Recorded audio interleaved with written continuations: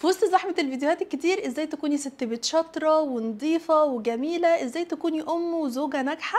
النهارده هكلمكم عن اكتر حاجات فعلا فرقت معايا وحمستني كده ان انا اقوم اخلص اللي ورايا، لان انا عارفه ان انت خلصتي بتاع 330 فيديو لحد دلوقتي ولسه برضو بتقومي كل يوم متقدره ومش طايقه شغل البيت وكارهه نفسك وكارهه حياتك وكارهه الجواز وكارهه البيت وكارهه شغل البيت. خليني النهارده اكلمكم على شويه حاجات لو عملتوها هتفرق معاكم جدا في شغل البيت وهتساعدكم وهتوفر عليكم. طبعا احنا كلنا عايزين نوفر سواء فلوس او جهد او حاجه، احنا صحتنا على قدنا برضو فعايزين نوفر من كل الاتجاهات. الحاجات دي بجد هتساعدكم وهتفرق معاكم وهتسهل كمان عليكم شغل البيت. اول حاجه وهي ان انت قبل ما تشتري اي حاجه جديده سواء منظفات اكل، قبل ما تعملي اي تفريزات لاي حاجه لازم الاول تبصي على القديم. لاني اكتر واحده وقعت في الغلط ده ان انا كنت بنزل اشتري حاجات جديده وانا اوريدي عندي زيها، سواء بقى مكرونات سواء مثلا نوع من انواع اللحوم منظفات، بلاقي ان هي موجوده عندي وانا نزلت اشتري زيها بالظبط. فقبل ما ننزل نشتري اي حاجه جديده ضروري ان انت تبصي الاول ايه اللي ناقصك فعلا وبعد كده تنزلي تجيبيه. الحاجه الثانيه البرطمانات والمنظمات اللي بتكون بنفس الشكل وبنفس الستايل بيبقى شكلها اشيك بكتير وكمان بتكون عمليه وبتكون كمان مريحه للعين حتى لو كانت مقاساتها مختلفه. الفكره هنا بقى كمان مع المنظمات والديكورات ان انت لازم تفكري شويه في الحاجات العمليه، لان الحاجات دي دلوقتي بقى سعرها الى حد ما غالي شويه، فاحنا ما ينفعش مثلا في كل مناسبه او في كل فصل من فصول السنه نفضل نجيب ديكورات او نجيب حاجات معينه للفصل ده بس. انت مثلا جايلك ضيوف في رمضان فتجيبي بقى الحاجات اللي هي ايه تليق مع رمضان كده وتقدمي لهم، والمضيفه والحاجات دي انا عارفه ان هي مغريه قوي بصراحه ومش هقول لك ما تجيبيش لان انا نفسي بتغريني بصراحه وبنزل اشتري منها عادي، بس حتى لو جبتي حاولي من وقت للتاني الحاجات اللي انت هتجيبيها تنفع في رمضان وفي غير رمضان، او تنفع في وقت المناسبه دي وتنفع بعد كده. لكن في حاجات هي ستايلها بشكلها هي ما تنفعش في اي وقت غير مثلا في وقت الخريف، فلا نبعد شويه عن الديكورات او الحاجات دي لان هي مش بتكون عمليه بعد كده. كده طالما مسكنا فلوس هنفرتكها وهتتصرف في كل حاجه، بس حاولي يبقى جزء منها بتصرفيه في حاجه تكون عمليه معاكي في التوقيت اللي انت عايزاه فيها وفي نفس الوقت تنفعك فيما بعد. احنا كمومز عندنا مليون الف حاجه تخلص وفي نفس الوقت ما عندناش وقت ان احنا نعمل كل الحاجات دي. فاللي عايزه اقوله لكم حاولي دايما على قد ما تقدري ان انت تنجزي كذا حاجه في نفس الوقت. احنا كده معروف عننا ان احنا السوبر ماما السوبر هيرو، تقدري ان انت تنجزي اكتر من مهمه في نفس التوقيت وتبقي مركزه فيهم كلهم. جت عليا فتره كده من الضغط لدرجه مثلا ان انا لو كنت باخد فوار كنت ببقى حاطه سايبه الفوار يفور وانا في نفس الوقت بعمل رضع لبنتي من كتر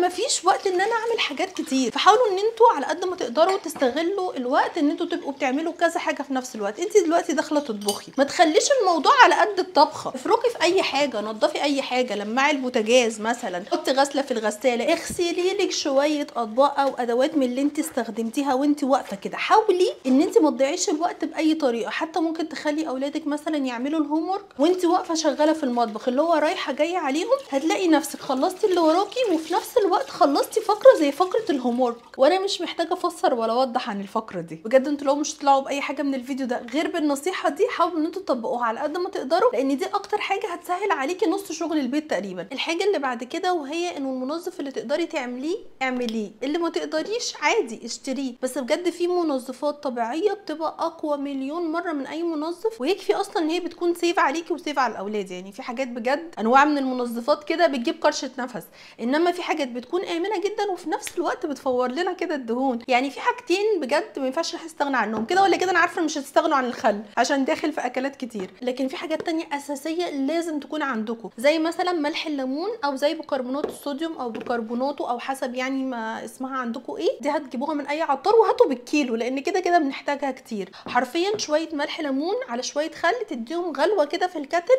هيرجعوا بيبرق وجديد وهيشيلك كل الاملاح والرواسب اللي ممكن تكون موجوده في الكتل. ممكن برضو ننضف بيه الميكروويف، ممكن ان احنا ننضف بيه الحوض، ممكن عارفين الصفايه نفسها بتاعه الحوض من فتره للتانيه بحط فيها بيكربونات الصوديوم بتضيع اي ريحه مش لطيفه. انتوا عارفين الروائح دي ممكن تظهر في الصيف فهي بتضيع اي ريحه مش لطيفه وفي نفس الوقت بترجعها بتبرق وجديده. ففي حاجات ما ينفعش ان احنا نستغنى عنها. لو ما لقيتيش عادي اشتري منظف، اكيد مش هنستغنى يعني عن المنظفات، بس بقول لكم في حاجات ارخص بكتير فهتوفر عليكي وفي نفس الوقت هتديكي النتيجه اللي انت عايزاها ويمكن كمان احسن. الحاجه اللي بعد كده وهي انه اللي تقدري عليه خلصيه واللي ما تقدريش اجليه، ولا هيطير ولا هيخلص من نفسه ولا اي حاجه هتحصل، هيفضل مستنيكي وعلى حطه ايدك لحد ما تيجي تخلصيه. يعني انا النهارده مثلا ما خلصتش المطبخ هيطير عادي بكره هقوم اعمله مفيش اي مشاكل. المهم ان انت ما تجيش على نفسك لانه شغل البيت ما بيخلص. فلو انت قعدتي تقولي لا ده انا لازم اعمل كذا ولازم اغسل كذا ولازم اخلص كذا، مش بيخلص. صدقيني هتلاقي حاجه طلعت لك كده من ما فيش، انت مش عارفه الحاجات دي بتطلع لك منين، بس هتلاقي في حاجات كتير المفروض ان انت تخلصيها وانت مش قادره، فسيبيها ما فيش اي مشاكل. اللي ما خلصش النهارده يخلص بكره ان شاء الله. الحاجه اللي بعد كده وهي انه ما تستخسريش في نفسك. اي حاجه مهما كانت بسيطه بجد هتفرق معاكي جدا. يعني مثلا ايه اللي يخليكي عماله تستخدمي في قشاره مش بتقشر لك البطاطس؟ خلاص ما هي تلمت، طيب ما هو مش بالعافيه، هاتيلك واحده جديده واستخدميها احسن مليون مره ما تفضلي تعافري مع حاجه تعب ايديكي وخلاص تلمت وادمت. واكتر حاجه بجد لازم تحطيها في دماغك وانت بتعملي اي حاجه في شغل البيت، كل التعب ده مش على الفاضي. اوعي تستهوني باي حاجه مهما كانت بسيطه انت بتعمليها، لان كل ده بتاخدي عليه ثواب. فانت بتحسبهاش ان الوقت اللي انت بتقضيه في شغل البيت انه وقت ضايع، لا ده وقت بناخد عليه اجر وثواب، لان محدش ولا شايف ولا حاسس بكميه الحاجات اللي احنا بنعملها في شغل البيت، ما بناخدش عليها اي مقابل ومش مستنيين اي حاجه من حد.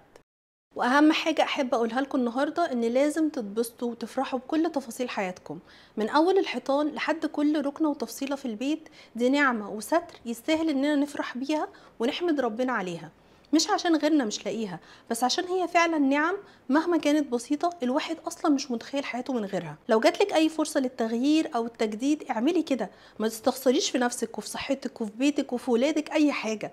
هاتي كل فتره حتى لو حاجه واحده جديده، هتفرق جدا في نفسيتك وهتفتح نفسك على شغل البيت. ما تفضليش تعافري في حاجه هي كده كده بايظه او خدت وقتها وخلاص ادمت. كل جنيه هتحطيه في جهاز او حتى في حاجه بسيطه من رفايع المطبخ هيوفر عليكي وقت وجهد. ما تستهونيش بالتفاصيل الصغيره البسيطه دي، لان هي اللي بتعمل منك ست بيت شاطره، او بتعمل منك ست كارهه البيت وشغل البيت وطول الوقت مخنوقه من احساسها بالتقصير. واهم حاجه في وسط دوامه كل يوم وانشغالنا مع اولادنا، ما ننساش في وسط النعم الكتير اللي احنا عايشين فيها ان ندعي ان ربنا يديمها علينا بالستر وبالصحه، وندعي كمان لاخواتنا ان ربنا يلطف بيهم ويخفف عنهم وينصرهم يا رب عن قريب. سلام.